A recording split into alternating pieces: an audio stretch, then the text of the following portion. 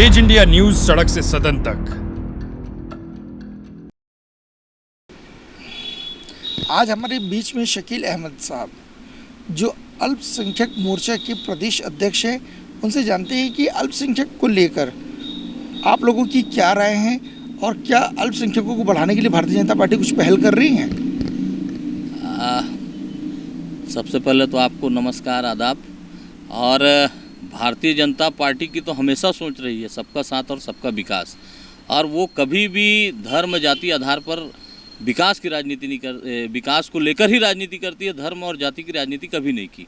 वो जो भी आज हमारे देश के प्रधानमंत्री नरेंद्र मोदी जी जो भी योजना बनाते हैं वो सबके लिए बनाते हैं, चाहे वो अमीर हो, गरीब हो, हिंदू हो, मुस्लिम हो, सिख ईसाई हो, सबके लिए वो क्या बोलते हैं विकास की योजनाएं बनाते हैं।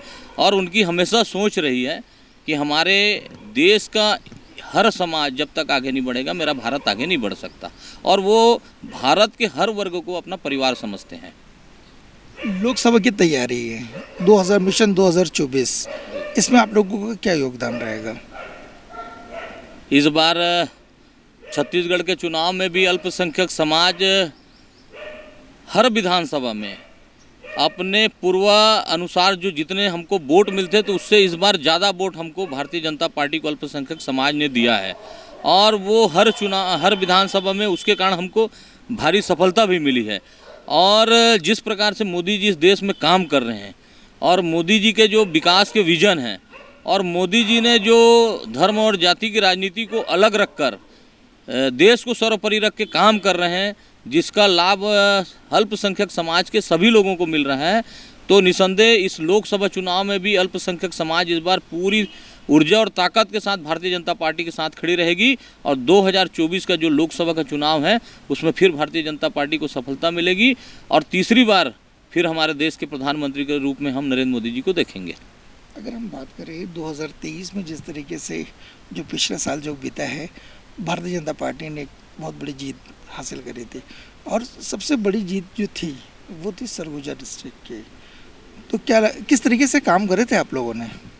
क्या है, इस बार का जो हमारा विधानसभा का चुनाव है उस जीत का अगर श्रेय है तो हमारे एक एक कार्यकर्ता को है, जिन्होंने पूरी ऊर्जा और ताकत के साथ आपसी पूरा मतभेद भुलाकर, और जो कांग्रेस का भ्रष्टाचारी रूप था, कांग्रेस ने जिस प्रकार से छत्तीसगढ़ में अत्याचार, भ्रष्टाचार और अनेक ऐसे कारनामे किए थे जिनको हमारे कार्यकर्ताओं ने जनता के बीच में लेकर गया, और जनता ने को भी लगा इस बार कि वास्तव में कांग्रेस की सरकार जब आई है इस देश में, इस राज्य में भ्रष्टाचार को बढ़ावा मिला है। और जनता ने मोदी जी की गारंटी को सराहा, और मोदी जी ने जिन जिन बातों को लेकर छत्तीसगढ़ जनता से आह्वान किया था, जनता ने मोदी जी की गारंटी को विश्वास किया, और हम लोगों को सरगुजा में 14 की 14 सीटें जिता कर दिए। इसके लिए हम सरगुजा क्षेत्र के सभी जनताओं का भी आभार व्यक्त करते हैं। सरगुजा आप लोग जीत कर आए, सरगुजा के मुख्यमंत्री भी बने हैं, आप उसी लोकसभा से आते हैं, तो क्या लगता है कि अल्पसंख्यक मोर्चा के लोगों को इसका फ़ायदा मिलेगा। बिल्कुल मिलेगा, और माननीय मुख्यमंत्री जी हमारे 4 बार के सांसद रहे रायगढ़ लोकसभा से, और इतने मिलनसार हैं, मृदुभाषी हैं, व्यवहार कुशल है कि एक एक कार्यकर्ता उनके व्यवहार से कायल है। और माननीय हमारे जो मुख्यमंत्री विष्णुदेव साय जी केंद्र में भी मंत्री रहे, उनका एक लंबा अनुभव रहा है, वो विधायक भी रहे, 4 बार सांसद रहे, 3 बार भारतीय जनता पार्टी छत्तीसगढ़ के प्रदेश अध्यक्ष भी रहे। तो एक जो लंबा अनुभव रहा उनका काम करने का, निसंदेह वो छत्तीसगढ़ की जनता को और हमारे क्षेत्र की जनता को भरपूर लाभ मिलेगा विकास को लेकर। विकास की बात कर रहे हैं, पिछली बार की जो सरकार थी वो भ्रष्टाचारों में लिप्त थी, माफियाओं का राज था, तो क्या माफियाओं का राज खत्म हो गया बोल सकते हैं। मोदी जी ने भी कहा है इस देश में माफिया राज हम चलने नहीं देंगे, और हमारे मुख्यमंत्री माननीय विष्णुदेव साय जी भी शपथ लेते साथ ये कह रहे हैं कि छत्तीसगढ़ में माफिया राज को बिल्कुल ख़त्म किया जाएगा, गलत लोगों को बिल्कुल पनाह नहीं मिलेगी, जो व्यक्ति भ्रष्टाचार करेगा उनके ऊपर प्रशासन की पूरी कड़ी कार्रवाई होगी, और आप इस चीज़ को आने वाले समय में देखने को भी मिलेगा। कड़ी कार्रवाई से ये भी बोला जा रहा है कुछ लोग गरीबों की गुमटियाँ टूट रही है, ये भी कहा जाता है कि अल्पसंख्यकों की ज़्यादा टूट रही है, बाकी लोगों की नहीं टूट रही है। नहीं, क्या होता है कि हम लोग लंबे समय से अगर अवैध रूप से काबिज हैं और प्रशासन की ज़मीन है और प्रशासन को लगता है कि वहाँ पे कुछ विकास कार्य होने चाहिए, तो वो अगर टूट रही हैं तो वो गलत नहीं है, क्योंकि अभी भारतीय जनता पार्टी की छत्तीसगढ़ में सरकार रही है। निसंदेह उन लोगों को आगे चल के व्यवस्थित किया जाएगा, उनको विस्थापित किया जाएगा।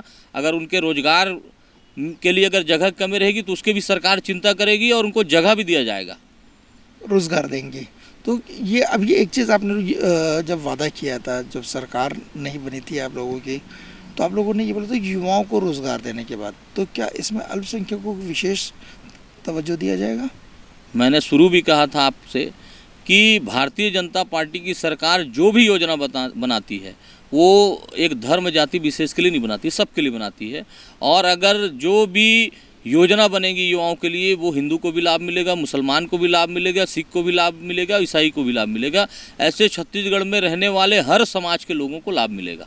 आप हमारे साथ में थे शकील अहमद साहब, जिन्होंने बोल दिया कि भारतीय जनता पार्टी हर जाति के साथ में है, पर्टिकुलर किसी एक जाति के साथ नहीं है।